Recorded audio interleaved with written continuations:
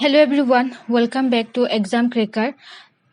Today I am going to discuss UGC NET and state examinations for Environmental Economics and Demography Part 2. Okay last class में हम लोगों ने discuss किया था कि क्या एनवायरमेंटल गुड्स से रिलेटेड पार्ट 1 ऑलरेडी हम लोगों ने स्टडी किया था. जो फर्स्ट लेसन था वहाँ पे हम लोगों ने डिस्कस किया था कि what is environment and what is environment as a public good. ये सब हम लोगों ने डिस्कस ऑलरेडी किया था, ठीक है. एंड आफ्टर दैट हम लोग डिस्कस कर रहे थे विथ डायग्राम लिंथल इक्विलिब्रियम हम लोगों ने डिस्कस किया था. After that market failure discussed. Okay, so ये सब हम लोगों ने डिस्कस लास्ट जो प्रीवियस वीडियो है वहाँ पे हम लोग किया था. ओके, बट हम लोग आज जो डिस्कस करने वाले हैं ये एग्जाम पर्पस के लिए और भी ज़्यादा इम्पोर्टेंट है, बिकॉज मैं बाद में बोलूँगी कि कैसा क्वेश्चंस आते हैं इस पार्ट को लेके, ठीक है. सो हम लोगों ने जो environment as a public goods है ये हम ऑलरेडी कवर कर लिया है. Market failure already covered. हम लोग आज डिस्कस करेंगे cost theorem, cost benefit analysis and कुछ valuation of public environmental goods. Okay, ये सब हम लोग डिस्कस करेंगे. अगर आप लोगों ने प्रीवियस वीडियो नहीं देखा है, प्रीवियस लेसन नहीं देखा है, देन आप लोग पहले देख लीजिए, because those are very important for your upcoming examination for UGC NET and SLET examinations and for the students of economics. Okay, so मेरा जो क्लासेस है, ऑनलाइन क्लासेस है, वहाँ पे जिन लोगों ने ऑलरेडी एनरोल कर लिया है उन लोगों को ये पीडीएफ मिल जाएंगे, ठीक है. And others can join our Telegram channel. So हम लोग डिस्कस करते हैं first topic number 2, cost theorem. Okay, so हम लोगों ने पहले ये डिस्कस थोड़ा किया था कि कॉस्ट थ्योरम क्या है, ठीक है. So let's discuss. Professor R. Koss points out that if property rights are not defined, okay, the affected parties will adopt policies to internalize the externality. So basically cost theory is about how the property rights are assigned to the people. Okay, and property rights assign करके हम लोग कैसे, जो externality होता है, externality क्या है जिसको नहीं पता वो प्रीवियस वीडियो जाके देख लीजिए. एक्सटर्नलिटी को इंटरनलाइज करने के लिए जो कॉस्ट ने थ्योरी दिया था उसको हम लोग कॉस्ट थ्योरी बोलते हैं, ठीक है. सो प्रॉपर्टी राइट अगर क्लियरली डिफाइन है then it's okay, but property right अगर क्लियरली डिफाइन नहीं होता है देन हम लोग कैसे उसको इंटरनलाइज करते हैं, ठीक है. ये बेसिकली इस थ्योरी में डिस्कस किया है. In other words, if property rights and liability are properly defined and there are no transaction costs, then people can be held responsible for any negative externalities they impose on others and market transaction will produce an efficient outcome. So अगर मैंने बोला ही है कि property rights अगर define है तो ठीक है, अगर डिफाइन नहीं है देन उसको डिफाइन करना है, कॉस्ट ने वही बोला है. और उसके लिए जो है प्रॉपर्टी राइट्स अगर डिफाइन होता है then there will be no transaction cost. Transaction cost वहाँ पे नहीं होता है. अगर property rights define exactly perfectly हुआ है देन प्रॉपर्टी राइट्स को डिफाइन करने के लिए ट्रांजैक्शन कॉस्ट इम्पोज करना होगा. कौन करेगा? कम्युनिटी लेवल में होगा या गवर्नमेंट करेंगे, ठीक है. ये है कॉस्ट थ्योरम. एंड ये जो कॉस्ट थ्योरम का कुछ एग्जाम्पशन भी हम लोग देख लेते हैं, because exemptions are very important. So number one assumption is that it assumes that the number of contracting party is very small. So जो number of contracting parties होता है वो 2 और 3 ग्रुप्स में ही होता है, ज़्यादा नहीं होता है. आप लोग ये भी मुझे बोले, am I visible to you all? सभी जो स्क्रीन है और जो वॉइस है वो क्लियरली आ रहा है कि नहीं, ये भी आप लोग मुझे कमेंट सेक्शन में बताइए, ठीक है. Next number 2, the cost of negotiating by the interested parties is also small. So जो कॉस्ट होता है निगोशिएशन में, जो कॉस्ट इन्वॉल्व होते हैं उसके लिए भी जो है कॉस्ट जो अमाउंट है वो कम है, ठीक है. So there are no transaction cost नहीं है, and there are no income और wealth effect, and there is no government interference. Cost theory ने बोला है कि गवर्नमेंट इंटरफेरेंसेस यहाँ पे नहीं चाहिए। सो हम लोग एक एग्जाम्पल देखते हैं कि कॉस्ट थ्योरी, फॉर एग्जाम्पल यहाँ पे एक एग्जाम्पल दिया है कि cattle raiser and wheat producing farmer. Two example, दो इंडिविजुअल को लिया है, एक जो है कैटल राइजर है और एक है व्हीट प्रोड्यूसर। ठीक है, ये जो है यहाँ पे बेसिकली यही थिंग्स जो है डिस्कस किया है कि जो कैटल राइजर है और जो व्हीट प्रोड्यूसर है दोनों एक सेम बाउंड्री, मतलब कॉमन बाउंड्री शेयर करते हैं। There is no fencing, okay, वहाँ पे कुछ भी फेंसिंग नहीं है। सो जो कैटल राइजर है उसका जो कैटल जाके जो व्हीट प्रोड्यूसर है उसका फार्म जो है उसमें अफेक्ट कर सकते हैं। ठीक है, और जब कैटल राइजर के लिए व्हीट प्रोड्यूसर को इतना लॉसेस होता है कैटल राइज करने के लिए, देन व्हीट प्रोड्यूसर उसको कुछ जो है प्राइस सर्च कर सकते हैं। ठीक है, यही बेसिकली कॉस्ट थ्योरम का जो एग्जाम्पल है ये बेसिकली यहाँ पे डिस्कस किया था। ठीक है, एंड नेक्स्ट हम लोग एक इम्पोर्टेंट टॉपिक नेक्स्ट डिस्कस करते हैं, वैल्यूएशन ऑफ एनवायरमेंट गुड। देखिए यहाँ पे मैं और एक बार बोल देती हूँ कि cost theory is a big topic, मगर एग्जाम पर्पस के लिए इतना ज़्यादा आप लोगों को नहीं पढ़ना है। बट आफ्टर क्वालिफाइंग एग्जाम आप लोगों को और भी इंटरेस्टेड है कॉस्ट थ्योरी पढ़ने के लिए, आप लोग पढ़ सकते हैं। ठीक है, but for this time being इतना ज़्यादा आप लोग पढ़ने से कुछ भी फायदा नहीं होगा, बिकॉज टाइम के हिसाब से हम लोगों को पढ़ना है एंड स्मार्ट स्टडीज करना है। ठीक है, और किसी को अगर कॉस्ट थ्योरी में और ज़्यादा इंटरेस्टेड है या एनवायरमेंटल रिलेटेड कुछ टॉपिक में इंटरेस्ट आप लोग है पर्सनली, देन आप लोग एक बुक पढ़ सकते हैं। ये बुक का नाम है, ये जो बुक है आप लोग ये बुक्स पढ़ सकते हैं, एनवायरमेंटल इकोनॉमिक्स। ये जो लिखा था एनवायरमेंटल इकोनॉमिक्स, ये बहुत ही अच्छा बुक है। ठीक है, इसको रविंद्र एन भट्टाचार्य ने लिखा था। ठीक है, ये भी मैं मास्टर से फॉलो कर रही हूँ। ठीक है, ये बहुत ही अच्छा बुक है। ठीक है, इसका लिंक मैं डिस्क्रिप्शन बॉक्स में भी आप लोगों को दे दूंगी। नेक्स्ट हम लोग डिस्कस करते हैं valuation of environmental goods. So environmental goods जो है उसका जो वैल्यू है उसको वैल्यू करने के लिए टू टाइप्स है, एक है इनडायरेक्ट मेथड और एक है डायरेक्ट मेथड। ठीक है, सो इनडायरेक्ट मेथड में टू टाइप्स होता है, hedonic price and travel cost method, that is TCM, and direct method में है कंटीजेंट वैल्यूएशन मेथड, CVM। देखिए वैल्यूएशन ऑफ एनवायरमेंटल गुड ये डायरेक्टली आप लोगों का जो सिलेबस है वहाँ पे प्रोवाइड किया है, मगर इसके मतलब वैल्यूएशन में क्या क्या पढ़ना है वो क्लियरली डिफाइन नहीं किया है, मगर एग्जाम में आते हैं, बहुत ज्यादा क्वेश्चन इस पार्ट से आते हैं। ठीक है, इसीलिए मैं क्या कर रही हूँ, hedonic price, travel cost that is TCM, contingent valuation method CVM हम लोग डिस्कस करेंगे। ठीक है,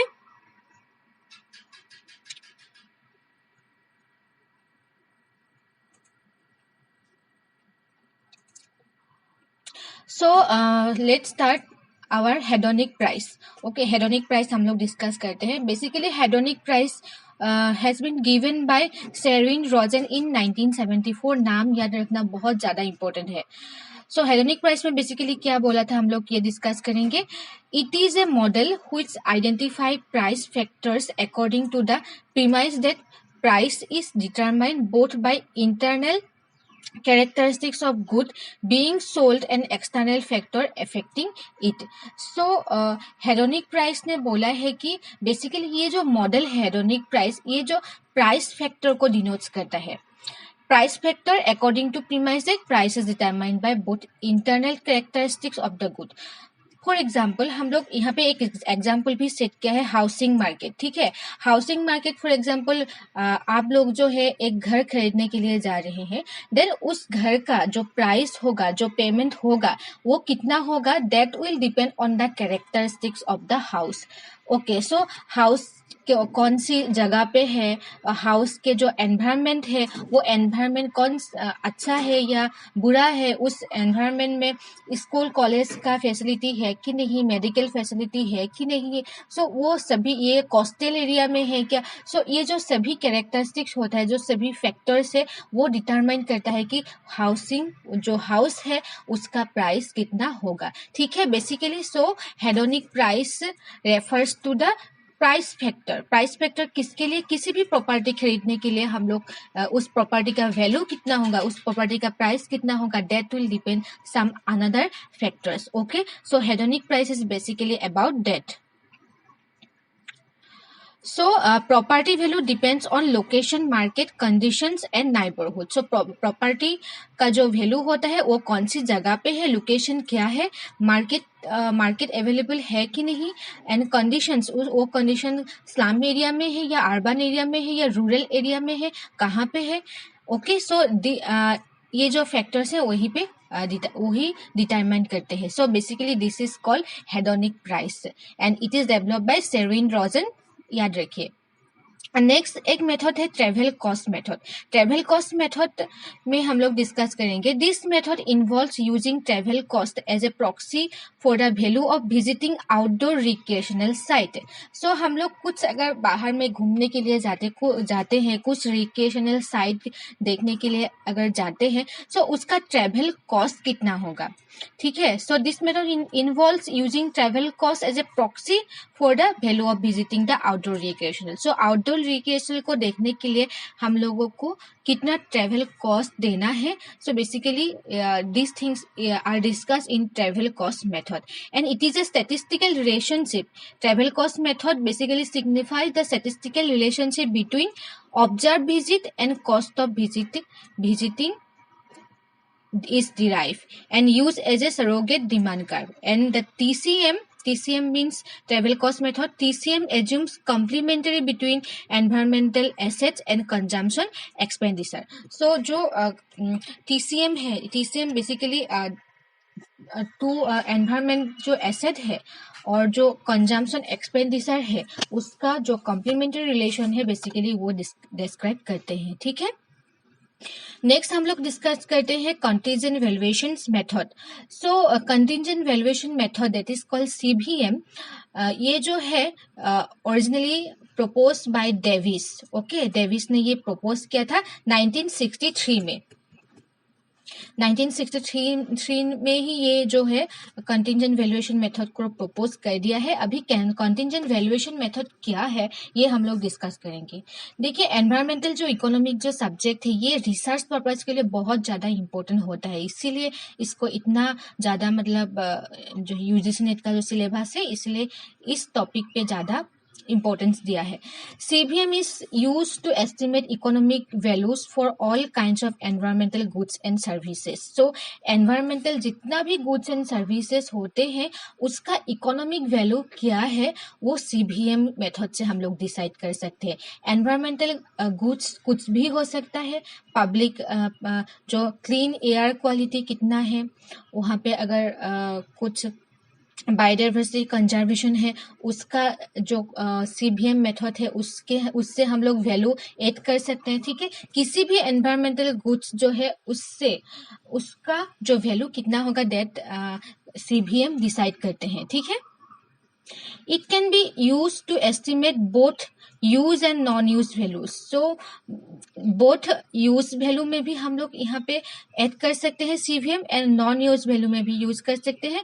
and basically this method is for non-market valuation method. So जो basically हम लोगों का मार्केट जो स्ट्रक्चर है इकोनॉमी में वहाँ पे जो सीधे ट्रेड नहीं होता है उसी को जो मतलब ट्रेड नहीं होता है जो रह जाते हैं एनवायरमेंटल गुड्स उसको हम लोग कंटीजेंट वैल्यूएशन मेथड में हम लोग ट्रेड करते हैं। सो इसीलिए बोला गया है कि it is non market valuation method.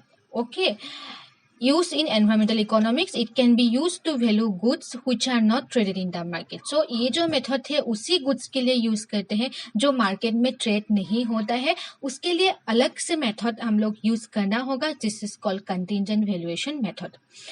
And more of these, CBM attempts to quantify the amount of income compensations required to leave the individual's level of utility unchanged. So CBM जो method है, ठीक है, ये CBM method ऐसा एक method है, खुद का जो इनकम लेवल है उसके ऊपर डिपेंड करके, फॉर एग्जांपल मैं एक गुड्स यूज कर रही हूँ जो एनवायरमेंटल गुड्स है, ठीक है, एनवायरमेंटल किसी भी एक गुड्स को, फॉर एग्जांपल एक ट्री हम लोग यूज करते हैं, एक रिवर का पानी हम लोग यूज करते हैं, ठीक है, सो वो फ्री होता है। मगर कभी कभी कंटिजेंट वैल्यूएशन मेथड में क्या हम लोग कर सकते हैं कि ये जो एनवायरमेंटल गुड्स है उसको मतलब हम लोग जो यूज कर रहे हैं उसके लिए कितना प्राइस आप लोग पे कर सकते हैं, ठीक है। सो इसको फॉर एग्जांपल अच्छे से रखने के लिए, उस रिवर को अच्छे से रखने के लिए, या एयर क्वालिटी जो है उसको क्लीन रखने के लिए आप लोग तो यूज कर ही रहे हैं, मगर उसके लिए आप लोग कितना पैसा देना चाहते हैं।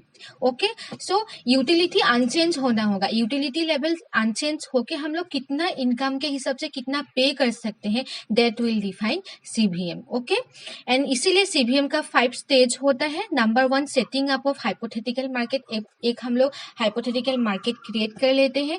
ऑब्टेनिंग बिड, उसका प्राइस हम लोग डिटरमाइन करते हैं, ऑफर करते हैं। उसके बाद estimating average WTP WTA for conservation of natural resources. तो वही मैंने बोला कि नेचुरल जो गुड्स हम लोग कंज्यूम कर रहे हैं उसको अच्छे से रखने के लिए हम लोग कितना पे कर सकते हैं, what is the willingness to pay, WTA means willingness to pay कितना है, वो हम लोग डिसाइड करते हैं। आफ्टर दैट हम लोग बिड कर्व डिस्कस करते हैं, डिसाइड करते हैं। Number 5 is aggregate data to estimate societies WTP and WTA। Okay, after that हम लोग सभी का एक करके एग्रीगेट डाटा हम लोग एस्टिमेट करते हैं। So this thing is discuss in this topic. हम लोग नेक्स्ट जो वीडियो है, नेक्स्ट जो लेसन होगा ऑन एनवायरमेंटल इकोनॉमिक्स, वहाँ पे हम लोग कॉस्ट बेनिफिट एनालिसिस डिस्कस करेंगे। This is a important part of your UGC NET examinations. Okay, so let's discuss some previous year question related to this. So question number June 2013 में ये question आया था, which of the following method would be used for estimating of price change of the house due to either pollution or good environment like existence of park and scenic beauty। so यहाँ पे जो बोला गया है कि question में हम लोग इनमें से कौन सा मेथड यूज करेंगे। मेथड क्या क्या दिया है, हेडोनिक प्राइस दिया है, कंटिजेंट वैल्यूएशन मेथड दिया है, एक्सटर्नलिटी इफेक्ट दिया है, ऑल ऑफ दिस दिया है। so इनमें से हम लोग कौन सा मेथड यूज करेंगे for estimating of price change of a house due to either pollution or good environment like existence of park and scenic beauty। so वहाँ जगह पे एक जो हाउस है, उस हाउस में एक पार्क भी अवेलेबल है, और हाउस का जो प्राइस होगा वो कौन सा मेथड से हम लोग डिस्कस करते हैं। हम लोगों ने अभी डिस्कस किया था कि housing market is a best example of what, hedonic price method. Okay, next question number 2018 में ये आया था, जून 2018 में, which of the following is often referred to as the hedonic price method for valuing environmental assets। so 2018 में ही ये question आया था, ज्यादा दिन भी नहीं हुआ है। so हेडोनिक प्राइस मेथड हम लोग कौन सा सिचुएशन में यहाँ पे यूज करेंगे। Option A, using linkages between variation in house prices and geographical proximity to an environmental asset, using existent value to estimate the value of an environmental cost, using travel cost to estimate the value of an environmental asset, number D, using willingness to pay to value the environmental cost। so यहाँ पे कौन सा option सही होगा। जो देखिए hedonic price में बोला है कि मैंने कैसे हाउसिंग मार्केट कैसे काम करते हैं, ठीक है। सो इसका जो सही आंसर होगा क्या होगा, आप लोग मुझे कमेंट सेक्शन में दीजिए, बिकॉज ये मैंने बहुत बार बोल दिया है हेडोनिक प्राइस के बारे में। सो 2018 जून में जो क्वेश्चंस आया है, इस क्वेश्चन का आंसर आप लोग मुझे कमेंट सेक्शन में दीजिए, ठीक है। सो मैं देखूंगी comment section, looking for the first answer, कौन कौन ये जो है क्वेश्चंस को अटेम्प्ट करते हैं, ठीक है। नेक्स्ट जो है क्वेश्चन नंबर 2019 में ये आया था जून में ही, market failure occurs in case of most of the environmental good because. Market failure in case of environmental good क्यों होता है, यहाँ पे ऑप्शन हम लोग पढ़ लेते हैं। Environmental goods are rival products, environmental goods are excludable product, environmental goods are non rival and non excludable in consumption, environmental goods are non rival in production. बहुत ही आसान सा क्वेश्चन है, ठीक है। इसका भी आंसर मैं नहीं करूंगी बिकॉज ये लास्ट लेसन में हम लोगों ने ऑलरेडी कवर कर लिया है। मार्केट फेलियर क्यों होता है, एनवायरमेंटल गुड्स का कौन कौन सा प्रॉपर्टीज, कौन कौन सा जो है कैरेक्टरिस्टिक्स के लिए मार्केट फेलियर होता है। सो मैंने बहुत अच्छे से डिस्कस किया था। सो इसका आंसर भी आप लोग देंगे, ठीक है। सो जून 2019 का क्वेश्चन का आंसर मुझे कमेंट सेक्शन में आप लोग दीजिए, मैं देखूंगी। एंड जून 2018 का भी आप लोग दीजिए, ठीक है। अगर नहीं होता है देन मैं फिर से नेक्स्ट वीडियो में कुछ डाउट है अगर आप लोगों को क्लियर करने के लिए ट्राई करूंगी। ये जो है स्क्रीनशॉट आप करके रखिए और उसका आंसर मुझे आप लोग दीजिए, ठीक है।